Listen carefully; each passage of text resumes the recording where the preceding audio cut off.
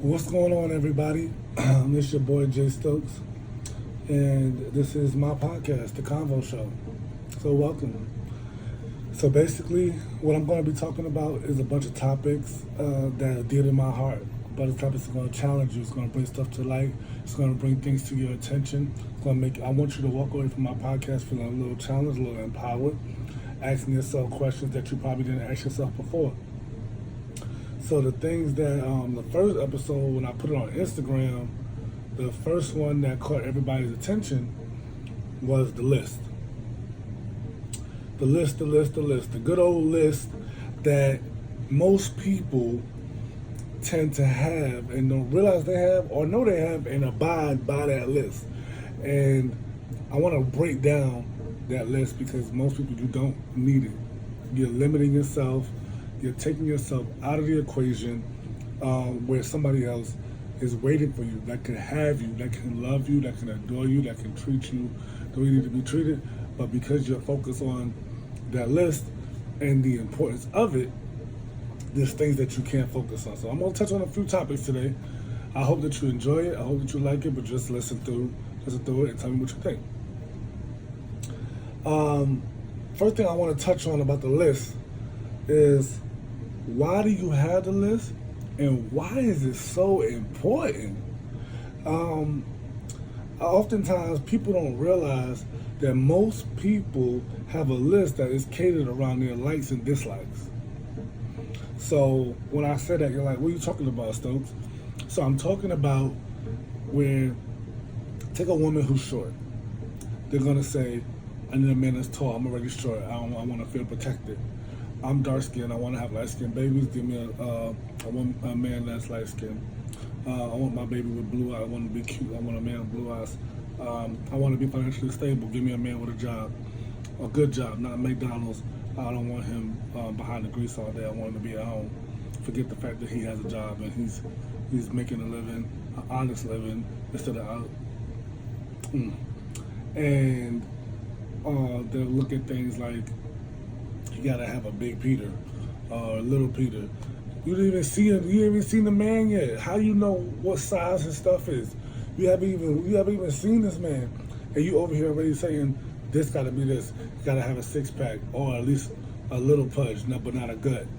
Like, there's just certain external factors that you guys don't realize, and men do it too. Oh, I want a woman with a fat behind. I want to Bernice Burgos. I want a Jada Waiter. That's not realistic. It's not realistic because half the time you see these people have already done stuff to their bodies, or they set themselves up in a way that they don't have to work the job that you're working. They don't have to work that 9 to 5. They already created a lifestyle where they can work out on a consistent basis that you can. So don't sit here and set yourself with unrealistic expectations, but make it so important. That doesn't go together. So but when you're doing this, is it fair to say that it's good to judge a book by its cover? Because what you did is you set external factors before you even learned who the person was. So therefore, people can look on the outside and be horrible on the inside. So, because listen, people, everything that glitters isn't gold. And yes, there will be a little spirits on this show.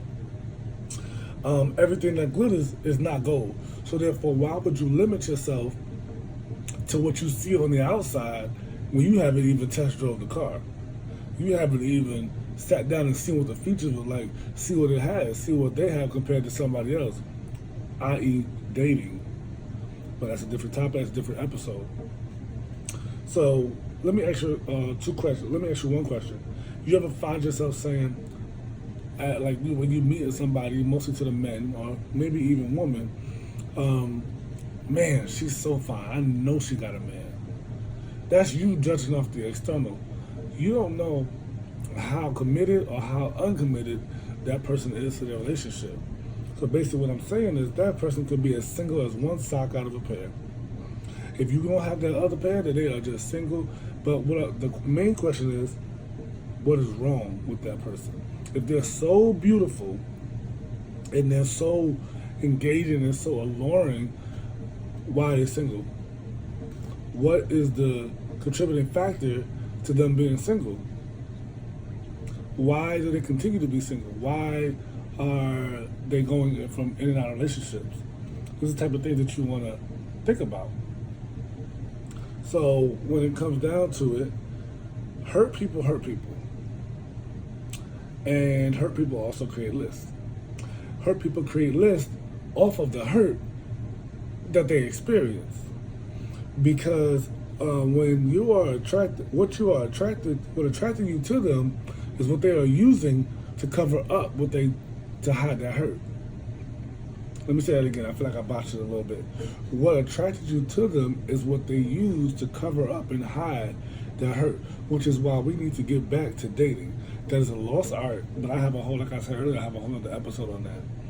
But what you see and what you often put on your list is a compilation of what you think the perfect person is, based off of, i.e., TV, movies, books, social media, Instagram, Facebook, Snapchat.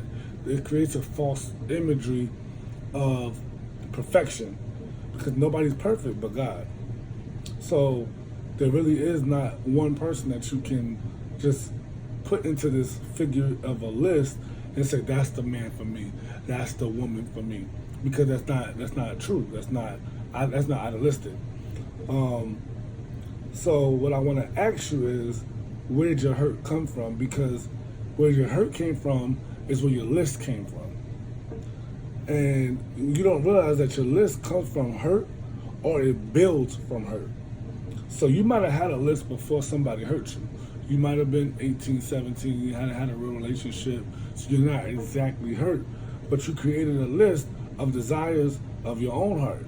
But while searching for those desires and while wanting those desires, you went ahead and embarked on a relationship. Oh, this person hurt me. I don't want that, so therefore that they can't have this on this list. Oh, this person hurt me this way, so therefore I know that this time I have to look for this, so I gotta scratch that out and add this. Oh, that person cheated on me, so now I know I don't want a cheater, but that should have been on the list anyway. And then this person hit me, that should have been on the list in the first place, but now I know I don't want somebody who's physically stronger than me. I need to meet them equally. It's just like you keep adding and taking off and adding and taking off, but what you're doing is you're taking your hurts, but you're not taking your wins. That person brought me flowers. I want somebody who's affectionate. That person looked at me in the eye when they were talking to me, and I know that they could listen to me. I want to be heard. You're not putting the wins. You always put the losses. And people don't think about that when they're sitting there and they're making this list in their head, because nobody writes down their list. I mean, anybody who's writing down their list, they're committed. But most people have this list. It's what you're attracted to. But what I'm trying to get you to break down is that you can't stick on your attraction, because a person goes deeper than attraction, because that person has a mind, that person has feelings, that person has a character about themselves. So you create this list, and because you're focused on this list, you go talk to Joe Schmo, who's a piece of and really will never treat you right, and you're missing out on Bob the Builder over here, because he has everything that you need. He has everything that God instilled in him, but you won't look at it because you created another list. So now you may, and let me bring this to you. You may not have been necessarily hurt, but you've had experiences, and experiences build character. It makes you aware and cognizant on what you are looking for or not to look for, which is basically what I was saying. Your experiences, now let's stop saying hurt, because I know some of you, I might have lost you because you're like, I ain't been hurt. Nobody hurt me. I'm good. I just learned a lesson. Okay, well, that was an experience. And your experience is now building the character and creating who you are today. Because the reason I got here is because I went through experiences, and it built my character, and now I feel like I want to share it. So therefore, I wouldn't share nothing if I didn't feel like I went through anything. So therefore, experiences build character, and it makes you aware and cognizant of things to look out for.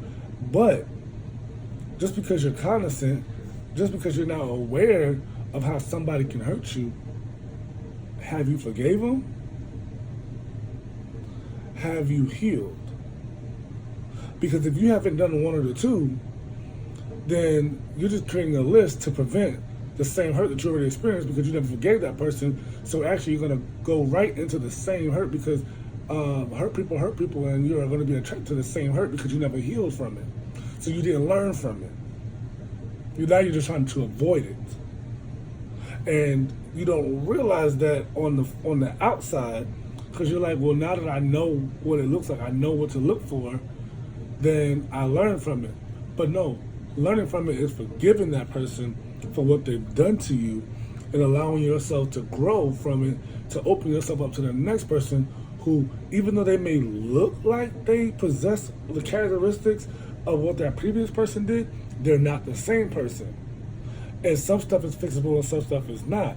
So why would you not give that person a chance, but you won't give them a chance because you're so focused on the past and they're like, they look like they act like that person who hurt me, and that's not on my list. So I cannot embark on this person. I can't give this person my all and break down all these walls because I've seen this before, and I can't go this way. I can't go this way.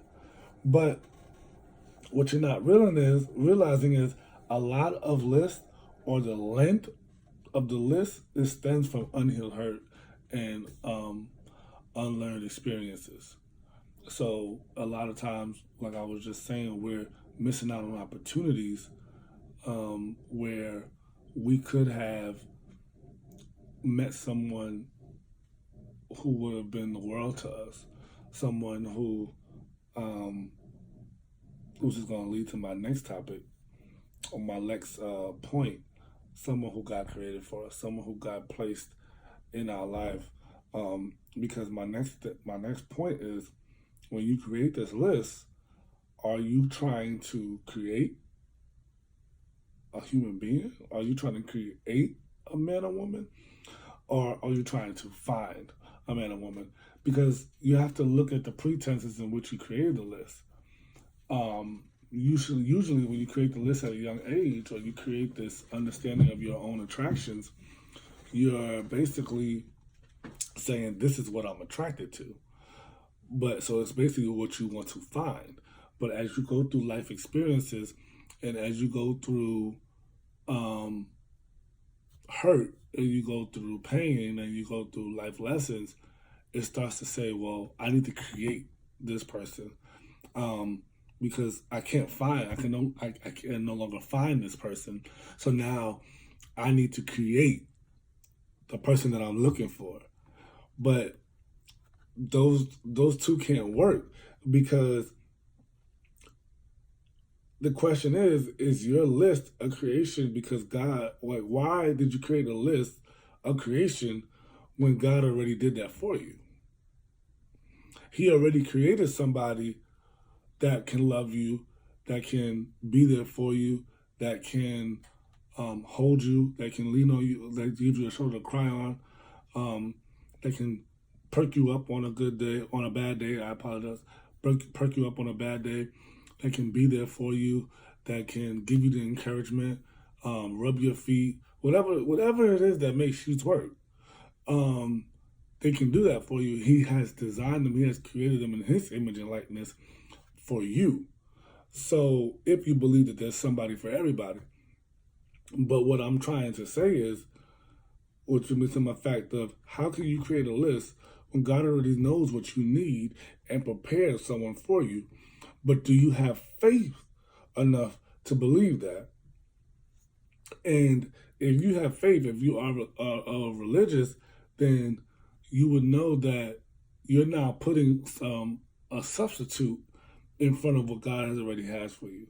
And therefore now you have a blinder and you can't see for the left and the right of what God has placed in your life, because you're focused on what you're trying to run from, because it doesn't feel good when you experience it the first time. But what you didn't realize is what you went through was a lesson to get you prepared for what he's about to give you.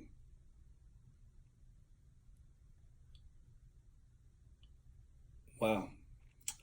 What you don't realize is what you went through, it was preparing you for what he's about to give you. You can't just most things are not given, they're earned. So you have to, if he just gave it to you, if he just gave you the person that you're desiring in the beginning, you wouldn't value it the same because you didn't go through anything to appreciate it. But you have a list that will keep that you think will make you appreciate what God gave you, and that's not how that works. But let's remove God out of it because it may be too touchy for some. What was your creation founded on? To reference my earlier question, what was your list founded on, and how important is it for you to follow the list?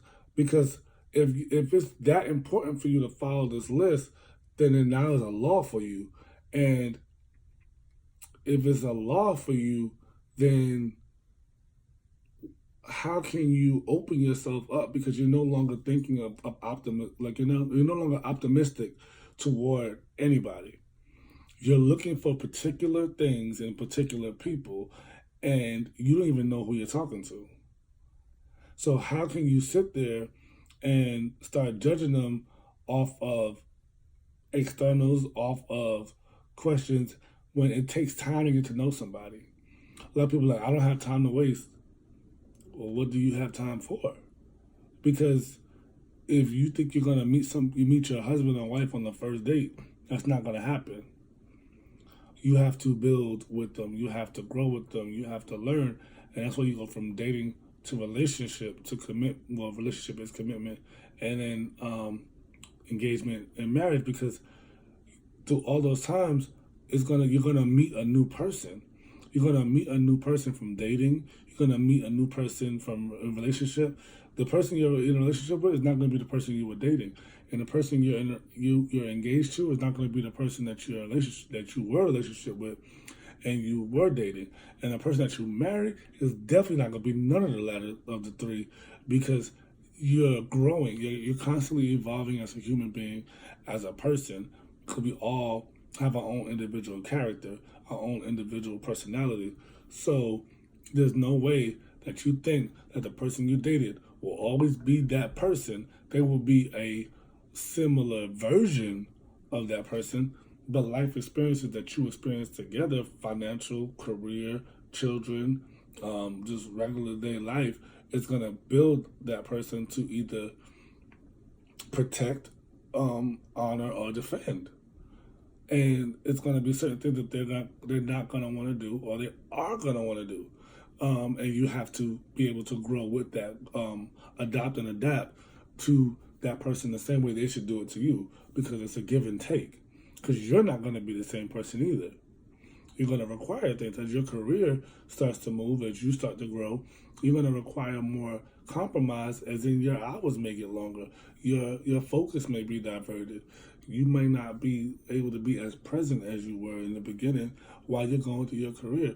Or if you have children, it gets diverted. But there has to be a level of compromise, level of understanding. But if you think that the person from your list is going to be the person that you marry and they're going to stay that way the entire time, that's a false pretense, and that's not going to work. It's not going to work, and that's why this list is not going to work, because lists should not exist. Because what you need to realize is, on my last point, is does your mindset even match your list? Are you even prepared for a relationship? Are you even ready for marriage? Are you ready to tell somebody that I will be there for you no matter what, in sickness and in health, for richer or for poor, till death do us part? Or are you ready to just say, I want a nice ring and a big party so I can say I do, so we can break up and get divorced 2 years later, because it wasn't really about you, it was more about the show. It was more about me completing my list. You look like what I wanted. And if your mindset is of social media, if your mindset is of TV shows and movies and what celebrities put on for you, how can you think that your list is going to give you prosperity? How do you think that your list is this immaculate conception, this immaculate written or thought of compilation, and you can replace what God has already destined for you because you're just that noble and you're just that honorable. You're of the flesh just like we are. So there's no way that you know automatically what you want. He knows what you want. He knows what you need. So this list that you created, this fallacy of this imagination is not right, because there's somebody out there that's probably fully at the exact opposite of that list. Because it's not about what they look like, it's about what makes you happy. It's about who loves you. It's about who adores you. It's about a companionship, and who you're attracted to. Because the first stage of love is attraction, and you have to be attracted to them. That's the only, so far, most important thing. You have to be attracted to them. If you're not attracted, there's nothing. But you can love and build a relationship, because they should be your friend, because you should be able to laugh, joke, be serious, and just go through challenges and journeys, which builds a relationship. But there's things that people are missing when they create these lists, because they're looking at external factors, they're looking at social media, they're looking at just things that people shouldn't focus on when embarking on a lifetime journey. And that's pretty much what, in a grand scheme of things, why I feel, because at the end of the day, this show is not about me changing your mindset. It's not about me imparting my own opinions on you. I just want to start a conversation, people. I just feel like I don't believe in lists. I don't believe in lists because there shouldn't be a set criteria for love, because love doesn't have a criteria. Love is something that you feel. It's a feeling. You can't even see it. You can't say, yeah, look, this is my love. That you can't see love. You can show it in actions, and it doesn't say like you can see how much love I have for you. Because at the same time you do something of affection, you can be angry and do something out of anger. So there's no set person that I'm looking for. There's things that you are attracted to as a human being, but there's no set criteria that I'm looking for. And I don't believe that anybody else can say that other than what they're attracted to. Everybody's attracted to something, or to someone, and something about some people are attracted to legs, some people are attracted to butt, titties, abs, chest, penis print. There's a lot of things that people are looking at these days. Feet, hands, manicured hands, feet. There's just a lot of things that people are looking at these days. But that's an attraction. It's not a requirement. Because I'm pretty sure that there's some people you're like, I can't understand why I'm attracted to this person. This is not the normal person I would be attracted to. It's because something in them is drawing you in. And now you're looking at them in a different light, and you think that it's external, but it's actually internal. And you're more attracted to who they are from the inside out rather than the outside in. Because the outside is going to change, but the inside won't. The outside is going to change, but the inside won't. And the inside is who they are, the outside is what they look like. And you just have to, that's what you have to realize. A list won't get you the real person. A list gets you a fallacy. But the list gets you an imagination. The list is just to focus you, but you have to be open. You have to be open, you have to be willing to accept that somebody may not have everything on your list, but they have the important things. They have the crucial points to make up a good a mate. But guess what? You can work on that point that they're missing. That's another sidebar. You can work on things. Like, things can change. But I don't want to get into rambling. I just wanted to get this point out there, get my point. The shows are pretty much like this. Please subscribe to my page, The Convo Show with Jay Stokes. And just stay tuned. It's going to get better and better. my next guest, I'll have my next show. I'll have some guests on to go over some certain topics, and I'm going to do a little recording just for topics, so you guys can so I can kind of like pique your interest and let you know what else I'm going to be talking about. But thank you for listening. I appreciate it. I had a good time talking with y'all today. Really got deep. I feel like I hit some points.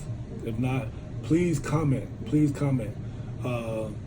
Go to YouTube, comment under it. I should be posting some of this on Instagram. Comment under it, or just inbox me at theconvojs@gmail.com. I'm taking topic suggestions as well as comments that you liked it, or comments to do better, or comments that you didn't like it. Because even that you didn't like it, I want to know why, so I can make it better. And so thank you. I appreciate it.